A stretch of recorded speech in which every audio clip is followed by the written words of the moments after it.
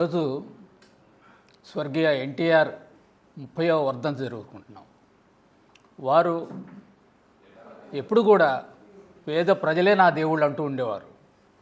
ఇవాళ ఎన్టీఆర్ గారికి నివాళులు అర్పించడం అంటే పేద ప్రజలకు ఉపయోగపడేటువంటి పనులు చేస్తే అది నిజమైనటువంటి ఉపయోగకరమైనటువంటి ఎన్టీఆర్ గారికి నిజమైన నివాళులు అర్పించడం అవుతుంది. అట్లా కాకుండా పేదలకు వ్యతిరేకమైనవి ప్రజాధనంతో నిరుపయోగమైనటువంటి పనులు చేసినట్లయితే ఈరోజు ఎన్టీఆర్ గారి ఆత్మ క్షోభిస్తుందని చెప్పవచ్చు. ఇటీవల మన రాష్ట్ర మంత్రి గారైనటువంటి నారాయణ గారు ఒక స్టేట్మెంట్ ఇచ్చారు. నీరుకొండలో 1750 కోట్ల రూపాయలు ఖర్చు పెట్టి స్వర్గీయ ఎన్టీఆర్ గారి విగ్రహం ఒకటి నెలకొల్పుతామని చెప్పేసి అంటున్నారు. ఆ తర్వాత అంతకుముందు మన ముఖ్యమంత్రి గారు చెప్పారు. గత ముఖ్యమంత్రి గారు ఋషికొండలో భవనాలు నిర్మించారు. దాదాపు 500 కోట్ల రూపాయలు వృధా ఖర్చు చేశారు. ఆ 500 కోట్లు ఉన్నట్లయితే 2 మెడికల్ కాలేజీలు నిర్మించేవాళ్ళం అని చెప్పేసి మన ముఖ్యమంత్రి గారు అయినటువంటి చంద్రబాబు నాయుడు గారు అన్నారు.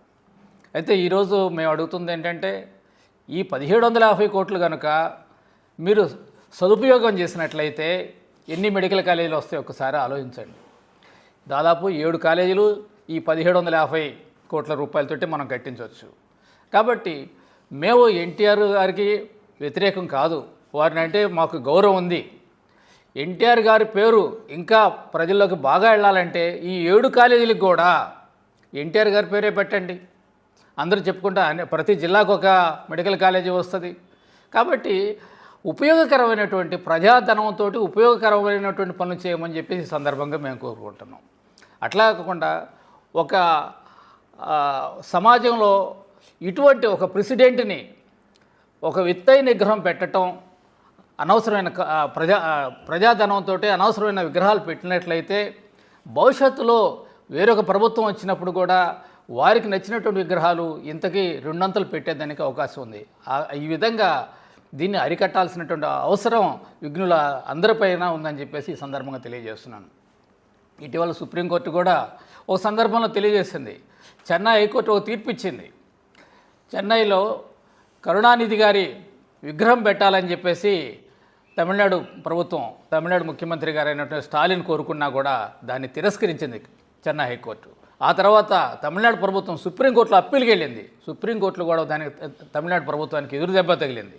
కాబట్టి దీనిటన్నిటిని గుర్తుంచుకొని ఈ ప్రభుత్వం ఏదైతే విగ్రహాలు పెట్టాలి, 100 కోట్ల 1000 కోట్ల ఖర్చుతో పెట్టాలనుకుంటుందో ఆ యొక్క ఆలోచనని విరమించుకొని వ్యక్తి యొక్క గొప్పదనం ఆ యొక్క విగ్రహం యొక్క హైట్ని బట్టి ఉండదు.